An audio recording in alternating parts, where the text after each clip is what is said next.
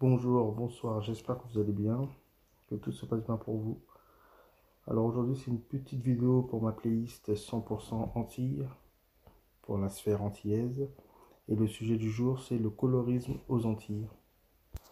Alors, parler de colorisme aux Antilles aujourd'hui est presque obsolète, mais pas totalement. Dans le sens où effectivement le colorisme est beaucoup moins présent aujourd'hui aux Antilles qu'auparavant. Les nouvelles générations sont beaucoup moins impacté par ce problème de colorisme, contrairement à l'ancienne génération, excusez-moi. Mais il subsiste encore un certain colorisme ambiant, peut-être plus subtil, mais toujours présent malheureusement.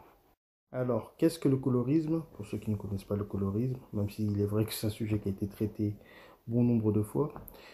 Le colorisme, c'est un concept sociologique qui désigne la différence de traitement social entre les personnes à peau claire et les personnes à peau sombre. La norme étant la peau blanche, tout ce qui s'éloigne est infériorisé, considéré comme laid ou arriéré. Alors, aux Antilles, il est évident que cette préférence inconsciente pour les peaux les plus claires nous vient tout droit du traumatisme de la traite négrière. Car maintenant, bon, je suppose que tout le monde est au courant que durant la traite négrière, la couleur déterminait la valeur sociale. Et c'était codifié. Le code noir servait à réglementer l'esclavage dans les colonies françaises. Il définissait les droits des maîtres et les devoirs des esclaves. Au niveau des teintes de couleur, il instaurait une hiérarchie raciale. Donc par conséquent, il donnait plus de droits aux personnes métisses qu'aux esclaves nègres. Le colorisme était donc institutionnel, clairement. Donc, le taux de sang noir dévaluait considérablement la personne. Donc, bien évidemment, dans ce livre, il y avait une graduation. Plus vous avez de sang blanc en vous, et plus vous serez mieux traité. Et par inversement, plus vous êtes noir, et puis bon. C'est le b.a.-ba, ça c'est des choses que aujourd'hui on connaît, c'est un sujet qui a été traité maintes fois. Alors je ne vais pas dresser non plus la liste, on va dire, exhaustive de tous les genres de nègres, si on peut s'exprimer ainsi. C'est-à-dire qu'il y avait, oui, bien entendu, le nègre tout court, l'africain, ou plutôt le nègre d'Afrique, pour parler plus précisément. Il y avait le mulâtre, le carteron, le mamelouk, les sans-mêlés, bon, les métis, quoi. Bon, il y avait tout un tas de catégories, avec tout un tas de noms. Alors, étant donné que le nègre était vu comme un sous-homme, c'était la sous-humanité en dessous de l'humanité, il était vu comme une chose ou comme une bête, comme un animal. D'ailleurs, mulâtre renvoie une bête, c'est un animal, ça vient, oui, ça vient de l'espagnol, mais c'est un dérivé du mot mula ou mulatto. C'est bon, bref, l'animal issu du croisement entre l'âne et une jument. Ce qui en dit extrêmement long sur cette machine de déshumanisation de la traite négrière. Bon, alors oui, à l'époque de la traite, les plus clairs, souvent métissés, étaient domestiques ou affranchis, là où les plus foncés, eux, restaient dans les champs, étaient clairement déshumanisés. Et après l'abolition, enfin, cette fameuse abolition, entre gros, énormes guillemets, cette hiérarchie n'a pas disparu, elle s'est intériorisée. Et donc aujourd'hui, dans la société antillaise moderne, la peau claire symbolise encore la réussite ou le raffinement, vous voyez, même inconsciemment. Et le noir ou le nègre comme l'échec. C'est un échec. Donc là, c'est plus le maître qui hiérarchise, c'est l'ancien esclave qui est devenu juge de lui-même, vous voyez. Donc le colorisme, c'est un regard colonial qui est resté dans nos yeux, vous voyez, même après la traite. Le noir se mesure toujours à une norme blanche. D'ailleurs, j'encourage encore une fois les auditeurs qui n'ont pas encore lu Peau noire et masque blanc, un livre mythique, classique dans la sphère noire, et plus largement dans la sphère des colonisés, on va dire, dont l'auteur est Frantz Fanon, bien évidemment. Alors, le colorisme, c'est une sorte de colonialisme devenu intérieur, vous voyez. On cherche à ressembler par tous les moyens à la norme, au blanc. Les cheveux lisses, la peau claire, les traits européanisés. Mais des fois, on pense en être défait de ce colorisme. Mais c'est tellement ancré que par moments, ça se manifeste de manière très subtile. Dernièrement, j'ai échangé avec un membre de ma famille.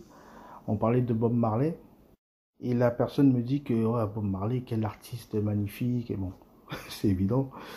Quel artiste magnifique. Il avait tout pour lui. Il était très beau. Bon, il est vrai que Bob Marley était un bel homme. C'est évident. Et il me dit, il avait un très beau nez. Un nez pointu. Un nez de blanc, donc. Vous voyez? C'est le fait qu'il ait un nez blanc qui le voit comme beau, inconsciemment. Alors que Bob Marley est un bel homme, tout simplement parce que c'est un bel homme, il avait les traits harmonieux. Mais cette personne m'a précisé qu'il avait un nez pointu. Voulant dire par là que s'il avait un nez épaté, un nez négroïde tout simplement, il serait peut-être ou sans doute moins beau. Vous voyez? Ou sinon c'est comme mes cousines que j'entends dire à chaque fois, ah ouais, elle a des beaux cheveux, ah ouais, un tel a de beaux cheveux, cette fille a des beaux cheveux. Vous pouvez être sûr et certain que ce sont des cheveux lisses et très bouclés. Les cheveux afro, les cheveux nègres, sont laids dans la conscience générale. Parce que les cheveux afro sont aux antipodes des cheveux blancs. Vous voyez? Donc, ils sont aux antipodes de la norme.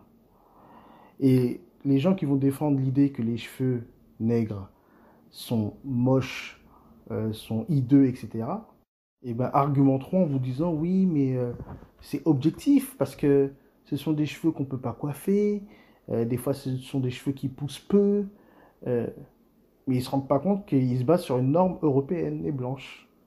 Alors que peut-être que le fait que ce soit des cheveux très durs à coiffer ou à peigner ou qui poussent peut-être peu ou moins bien que les cheveux lisses, c'est peut-être ça qui fait la singularité et la beauté de ce type de cheveux.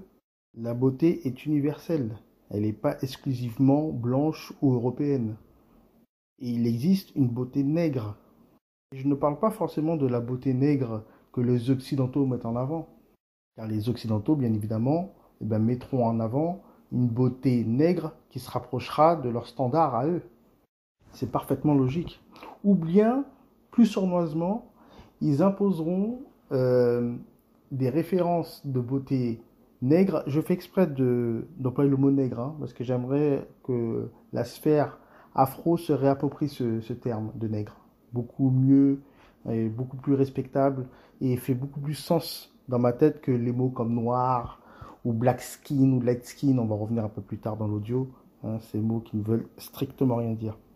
Bref, je disais, soit ils mettront en avant la beauté nègre qui se rapproche de leur référentiel, hein, leur standard de beauté, ou bien ils mettront en avant la beauté nègre qui fait écho d'une certaine manière à leur pulsion de colon dominateur. Vous voyez, ils vont mettre en avant une beauté nègre qui manifeste beaucoup de la bestialité ou une sexualité très, comment dire, palpable. Vous voyez, une sorte de panthère noire. Vous voyez, la tigresse avec la peau bien noire et bien brillante, mais qui dégage plus de sex appeal que de la beauté, vous voyez. Et qui dégage parfois aussi une certaine puissance, qui vire presque vers la masculinité, vous voyez. Exemple, là j'ai en tête Gracie Jones, pour ceux qui connaissent, femme qui avait joué dans le film Boomerang, avec Eddie Murphy en acteur principal, un film que j'ai vu, je crois, une centaine de fois. Et Gracie Jones, c'est cette femme qui fait des avances à Eddie Murphy, vous voyez, dans le restaurant. Je crois que c'est l'une des scènes les plus marrantes du film, où elle fait un scandale. Bon, je ne vais pas répéter ce qu'elle dit tellement c'est vulgaire, mais c'est une scène hilarante. Et c'est une femme, oui, qui est, je crois, mannequin international, hein, je crois, avec des traits très masculins. Et d'ailleurs, dans ce film, elle joue sur sa propre caricature. Un peu la bête de sexe, mais très bestiale, où on ne voit rien d'autre que du sexe vulgaire et grossier. Même si cela dit, certains peuvent y voir un certain charme. Pour ceux qui n'arrivent toujours pas à voir, c'est cette femme aussi qui avait joué dans Dangereusement Vôtre, ouais, le James Bond avec Roger Moore. Donc la beauté nègre existe bel et bien. Mais pour pouvoir la déceler, il faut déjà dans un premier temps se défaire de la tentacule, on va dire, psychique, psychologique du maître blanc et savoir apprécier la beauté pour ce qu'elle est. Je parle de négritude, d'ailleurs ça me fait penser à Aimé Césaire. Aimé Césaire, de son vivant, il faut bien le rappeler qu'il n'était pas aimé, hein. Je pense qu'il est très bon de le rappeler. Aimé Césaire n'était pas aimé du tout. Parce qu'un noir qui parle de négritude, surtout à son époque, ben dérange. Parce qu'il réveille une blessure que beaucoup préfèrent oublier. Césaire était donc un miroir d'une certaine manière, hein, et beaucoup ont détourné le regard. Parce qu'aux Antilles, on a longtemps voulu s'éloigner de tout ce qui est rappelé la négritude. Même dans les expressions, on dit nègre à peau échappée, ça veut dire ce que ça veut dire, quoi. C'est celui qui a échappé à la couleur noire. Vous voyez. Et pour nous, se défaire de cette négritude, s'éloigner de cette négritude ou fuir cette négritude, c'était d'une certaine manière évoluer, se civiliser, comme si la dignité passait par l'imitation du modèle blanc. Donc logiquement, lorsque Aimé Césaire prenait la parole et parlait de la négritude, c'était insupportable pour beaucoup. Et Aimé Césaire en avait conscience. Et d'ailleurs, la négritude, c'est l'exaltation du nègre, hein. C'est magnifier le nègre. Et je reconnais quand même que la négritude, à une certaine époque, a eu son utilité. Parce qu'il fallait que le nègre puisse se réconcilier avec lui-même, qu'il prenne conscience qu'on l'a menti, et un peuple qui a été piétiné et humilié depuis bien longtemps, finit par croire à un moment donné qu'effectivement, s'il a été humilié à ce niveau-là, c'est que peut-être, en final de compte, il est véritablement une déjection, alors que pas du tout. Et la négritude a eu pour but justement de revaloriser l'homme noir. C'est pour ça que la négritude, même, on explique d'une certaine manière que le noir est beau par essence presque. Et d'ailleurs, Malcolm X a usé aussi de cette technique. Vous voyez, avec des phrases fortes comme le noir est beau. Vous voyez, presque par essence. Il est foncièrement beau. Ce qui est faux, bien évidemment, hein. C'est aussi aberrant et fou de dire que le noir est beau par essence, comme de dire que le blanc est beau par essence. C'est une absurdité des deux côtés. Mais il fallait jouer sur cette corde-là pour que le noir, encore une fois, puisse se réconcilier avec lui-même. Et puis je rappelle que le courant de pensée, le courant idéologique d'Aimé Césaire, c'était la négritude. Ce n'était pas la blackitude, ce n'était pas la noiritude, ou la dark skinitude, c'était la négritude. Il y avait volonté aussi de se réapproprier le mot nègre. Parce que employer les termes comme noir ou marron, j'ai déjà entendu marron, bon, incroyable. Bref, noir ou light skin, dark skin, c'est une forme de colorisme. Subtil, certes, mais c'est du colorisme. Et qui crée en plus des tensions entre les catégories, hein. Light skin, dark skins, on voit les tensions, hein. Et je vois aussi certaines névroses et certains complexes, hein. On voit certaines personnes qui sont très contents qu'on les range du côté des light skin, hein, parce que ce serait voilà, le drame absolu si on les rangerait du côté des dark skin, hein. Et puis vous avez les dark skin qui font semblant, certains, d'être fiers d'être dark skin, mais qui en souffrent secrètement. Et d'autres non, qui n'ont aucun problème avec ça, qui le valorisent, mais en voulant piétiner les light skin, peut-être par vengeance, ou par vengeance de l'histoire, ou par complexe, parce qu'il y a des complexes des deux côtés. Et pour vous dire la vérité, je suis à l'aise, hein, de parler de ces complexes, de ces deux catégories, ces pseudo-catégories de light skin et dark skin, parce que pour ma part, je suis le fruit d'un père nègre et d'une maman à la peau blanche, qu'on appelle mulâtre aux Antilles. D'ailleurs, elle est même typée un peu asiatique, on dirait. On voit qu'il y a du sang noir, mais les traits sont très peu négroïdes. Et je vous assure, ayant évolué dans les deux mondes, dans les deux grandes familles, paternelle et maternelle, j'ai vu les complexes des deux côtés. Donc il est très facile pour moi de m'exprimer sur le sujet, vous voyez. D'un côté, il y a une volonté de se mettre avec les personnes les plus claires possibles. Je parle le côté afro, le côté noir, le côté nègre, pardon. Il y a la volonté de fuir sa négritude en se mettant avec les gens les plus clairs possibles, encore une fois, tout en étant parfois dans un rapport de force très subtil, mais de manière à vouloir prendre l'ascendant sur l'autre pour prendre vengeance, hein, pour se faire vengeance, pardon, excusez-moi, un peu sur l'histoire et pour atténuer ou compenser certains complexes. Ce qui crée un tiraillement et un paradoxe terrible, parce que d'un côté, on veut avoir la personne claire parce qu'elle est synonyme de réussite ou synonyme de beauté. Donc il y a comme un aveu implicite, hein, d'une certaine manière, de se considérer inférieur à cette personne claire. Mais en même temps, il y a volonté de vouloir prendre l'ascendant sur la personne claire, renverser le rapport de force pour remédier à cette pathologie. Excusez-moi, c'est le terme. Et là, c'est le chien qui se mord la queue.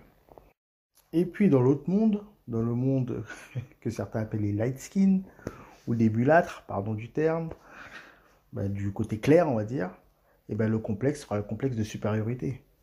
Logiquement. Toi, tu vas pas t'abaisser quand même à te mettre avec une personne voilà, quoi, de la sorte, quoi. Tu vaux bien plus que ça. Donc je suis supérieur de fait parce que je suis clair. Ça ne va pas plus loin que ça. Alors, j'ai déjà entendu pas mal d'anecdotes tristement drôles, du genre où, à l'époque, lorsque les mamans accouchaient, et ben les tantes ou les nièces et tout s'empressaient d'aller voir le petit nourrisson pour essayer de lui passer le nez, excusez-moi. Lui passer le nez afin que le nez s'affine, hein, par peur que l'enfant bah, se retrouve 10 ans plus tard avec un nez négroïde. Ou bien la famille qui s'empressait de voir le nourrisson pour regarder les oreilles ou bien les ongles, pour voir quelle teinte de peau aura euh, le bébé, on va dire, ouais, 10 ans plus tard. Tu te rends compte, imagine, il sort noir. Il y a des parents aux Antilles qui ont eu du mal à reconnaître leur enfant pour le simple fait qu'il soit sorti noir, hein. Parce que noir, nègre, vous voyez, ça peut pas venir de moi. Je vaux bien plus que ça. Et inversement, j'ai déjà évoqué ça dans un audio précédent. Euh, Histoire véridique, une maman, pour le coup, nègre, noire, qui voyait sa fille claire de peau en horreur, qui la jalousait terriblement. Elle est en train de mourir, elle la relooké, en train de faire sa douche. C'est pathologique. Mais je reconnais quand même que en 2025, les choses ont quand même bien évolué, dans le bon sens du terme. Parce que le nègre aujourd'hui à la cote, hein, ça s'explique, hein, parce qu'il est très largement instrumentalisé par nos élites pour des raisons mondialistes, mais bon, c'est pas le sujet. Donc il fait, ça passe mieux, beaucoup mieux qu'à l'époque. Aujourd'hui, les Omar Sy, les Aya Nakamura ont la cote. Même si selon moi il y a une vulgaire instrumentalisation, ils ont la cote. Le monde a changé, le pays maître, si vous voyez ce que je veux dire, a changé, hein, démographiquement. Il n'y a qu'à voir l'équipe de France de football. Il y a 40 ans, dans l'équipe de France, il y avait Tigana et Trésor. Aujourd'hui, l'équipe de France, c'est du gardien à l'attaquant de pointe, il n'y a que des Marius Trésor, hein. Donc voilà. Donc je conclurai l'audio en disant que bon, la guérison passe par la réconciliation avec soi, avec soi-même. Le colorisme n'est ni plus ni moins que l'expression d'une aliénation, hein. Donc il faut se réconcilier avec soi-même. Se réconcilier également avec le mot nègre. Et le peuple nègre, oui, effectivement, est constitué d'une pluralité de teintes de peau, de traits du visage. Bon, aujourd'hui, il est vrai que, bon, étant donné que nous sommes en fin de cycle, ben, tous les peuples sont plus ou moins métissés aujourd'hui, hein. Il y a une sorte de créolisation du monde, pour reprendre les propos du franc-maçon Mélenchon. Donc oui, c'est un peu ambigu, mais en tout cas, prenons conscience, une bonne fois pour toutes, que chaque couleur est un signe divin. Chaque trait du visage est un signe divin, hein. Ce n'est pas un critère social, bien évidemment. Et le jour où les Antilles cesseront de se regarder avec les yeux du colon, elles redeviendront belles, parce qu'elles se verront enfin avec les yeux du Créateur, et non pas avec les yeux du colon. Sur ce, je ne vais pas rester plus longtemps sur le sujet. J'espère ne pas avoir été trop confus. Je reviendrai très bientôt, si Dieu veut, avec un nouveau thème. Et voilà. Paix sur vous tous. Ciao.